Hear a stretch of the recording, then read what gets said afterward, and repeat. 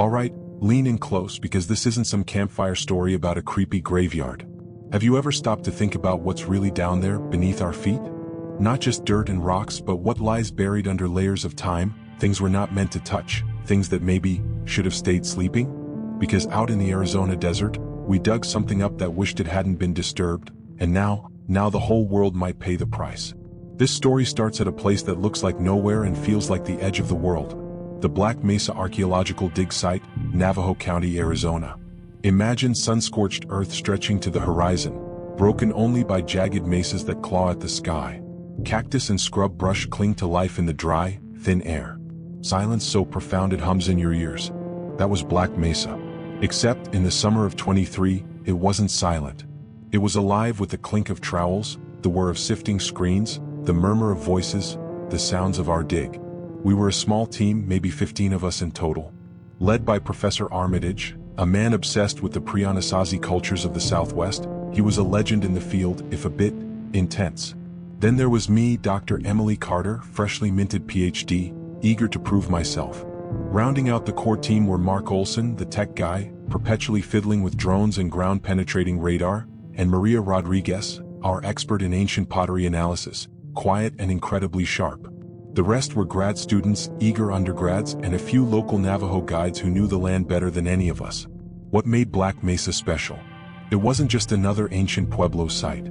Professor Armitage had theorized, based on some obscure geological surveys and local legends, that this mesa held something older, something predating even the earliest known settlements in the region. He talked about a pre-human presence, whispers of a civilization lost to time, swallowed by the desert. Most of us were skeptical, chalking it up to Armitage's usual dramatic flair. But the grant money was good, the location was remote and undisturbed, and honestly, who wouldn't want to spend a summer digging in the Arizona desert? The unusual feature of the site wasn't immediately apparent. At first, it looked like any other dig, grids marked out, trenches being carefully excavated. But as we dug deeper, things started to get strange. The soil composition was off. Deeper layers contained materials that shouldn't have been there, types of rock not native to the mesa, arranged in unnatural formations. And the depth, we were digging far deeper than any known Pueblo site, going down 20-30 feet and still finding no bedrock, just layer upon layer of compacted earth and something else. Something that felt wrong. The inciting incident was subtle at first. It started with the wind. Black Mesa was always windy, that dry, relentless desert wind. But it began to change. It became colder, sharper, carrying a strange, almost metallic scent, even though we were miles from any metal source. And it started to whisper. Not literally, not human voices, but a low, sibilant sound, like sand hissing across stone, just at the edge of hearing. We dismissed it as the wind playing tricks, the desert playing games with our ears. Then came the artifacts. We started unearthing things that were anomalous. Pottery shards unlike anything Maria had ever seen, made of a clay that seemed almost glassy, etched with symbols that defied any known language or culture. Stone tools that were impossibly sharp, crafted from obsidian so black it seemed to absorb light. And then there were the structures. Not pueblos, not dwellings at all, but chambers deep underground, lined with those strange, unnatural rocks, arranged in geometric patterns that made your head swim if you looked at them too long. Professor Armitage was ecstatic. Pre-human, he declared, his eyes gleaming with feverish excitement. I told you. We found it. The lost civilization. He became even more driven, pushing us harder, deeper, ignoring the growing unease that was starting to creep through the dig site. The rising tension began slowly, almost imperceptibly, like the desert heat building throughout the day. The wind whispers intensified, becoming more insistent, more articulate. It wasn't just sand hissing anymore. It sounded like words, garbled, guttural words in a language older than time, carried on the wind, seeping into our minds. Some of the students started complaining of headaches, of feeling dizzy, of nightmares filled with strange shapes and whispering voices. The equipment started malfunctioning. Radios crackled with static, compasses spun wildly, GPS devices went haywire. Mark, our tech guy, was tearing his hair out, blaming solar flares, magnetic anomalies, anything but the obvious. But we all felt it, a growing sense that something was interfering, something unseen, something ancient. Then there were the animals. The desert wildlife, usually skittish and unseen, started behaving strangely. Scorpions and snakes crawled into our tents, seeking shelter, huddling together in unnatural clusters. Coyotes howled at the moon, not with their usual lonely cries, but with something more frantic, more terrified. Even the birds seemed to avoid the dig site, leaving the air strangely silent during the day, except for the whispering wind. The geological anomalies deepened. We started finding fissures in the earth, cracks that weren't there before radiating out from the main dig site. The ground itself seemed to vibrate, a low, almost imperceptible tremor that you felt more than heard. And the temperature, it started to fluctuate wildly. Scorching heat during the day, dropping to near freezing at night, even for Arizona in summer. It was like the very earth was breathing and its breath was cold and ancient. Maria, usually the most stoic of us, started to unravel. She became withdrawn, pale, muttering to herself about the pottery shards, about the symbols. She said they weren't just symbols, they were wards. Protective glyphs, meant to contain something, to keep something buried. And we were digging them up. One night, one of the undergrads, a kid named Ben, wandered off from camp. He'd been acting strangely for days, quiet, withdrawn, staring into the distance.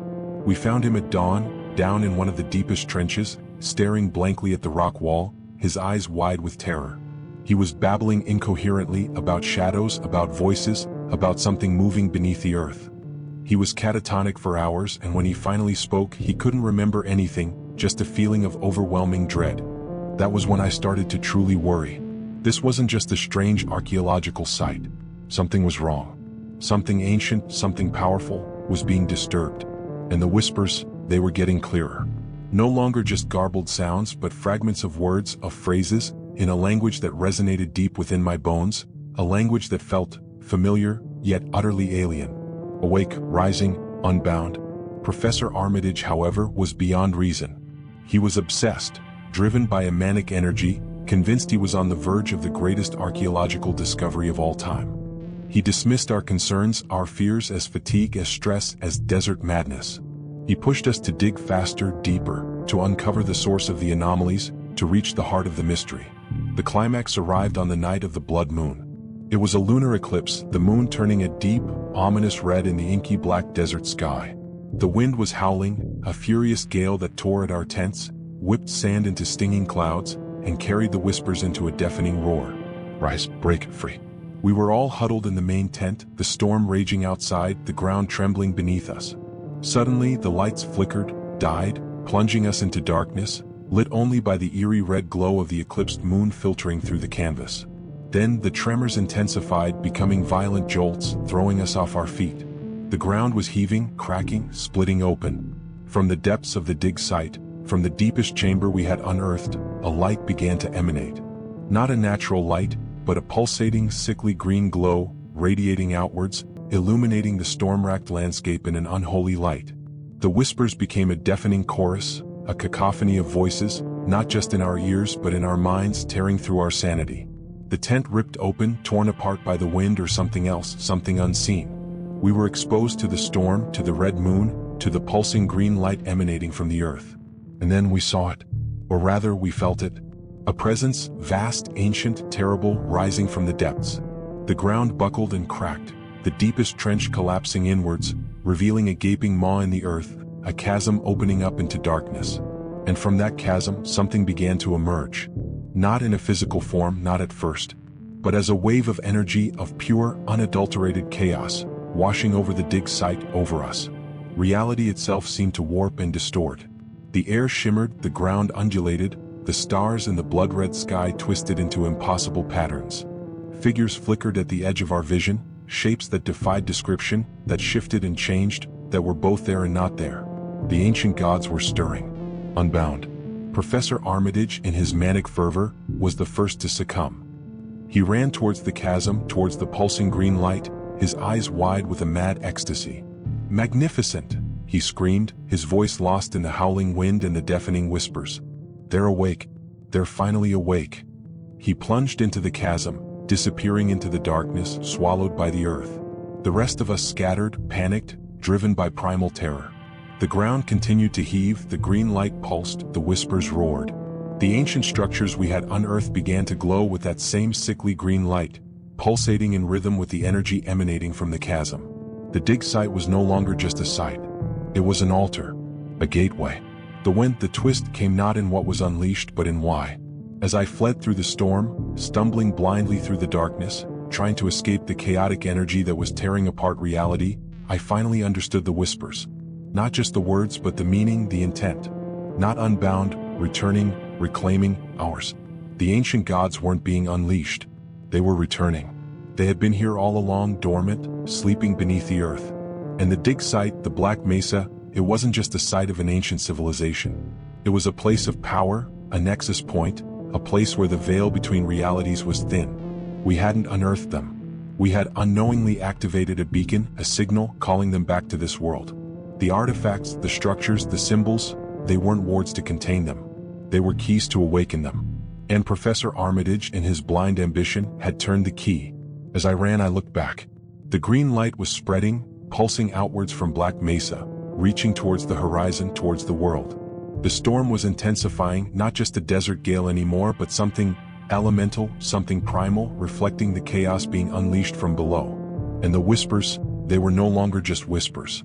They were a promise of change, of upheaval, of the return of the ancient ones. I don't know what happened to the others. Maria, Mark, the students, the guides, I don't know if any of them survived. I barely escaped myself, stumbling out of the desert, half mad with terror, haunted by the whispers, by the green light, by the knowledge of what we had done. The news reports talked about a freak geological event, an unexplained seismic anomaly in the Arizona desert. They cordoned off Black Mesa, declared it a restricted zone, warned people to stay away. They didn't know. They couldn't know. They didn't hear the whispers. They didn't see the green light. They didn't feel the ancient presence stirring beneath the earth. But I do. I still hear the whispers in the wind, in the silence, in my dreams. And I see the green light flickering at the edge of my vision, a constant reminder of what we unleashed. And I know with a chilling certainty that Black Mesa wasn't just a local event. It was the beginning. The ancient gods are returning. And the world is not ready. Have you ever felt it? That sense of something ancient, something powerful, lurking just beneath the surface of reality? Have you ever heard whispers in the wind that seem to speak to something deep within you? If you have, maybe you felt the tremors too. And maybe, just maybe, you should share your story. Because I have a feeling Black Mesa wasn't an isolated incident. And I have a feeling the earth is about to shake again. And next time, there might be nowhere left to run.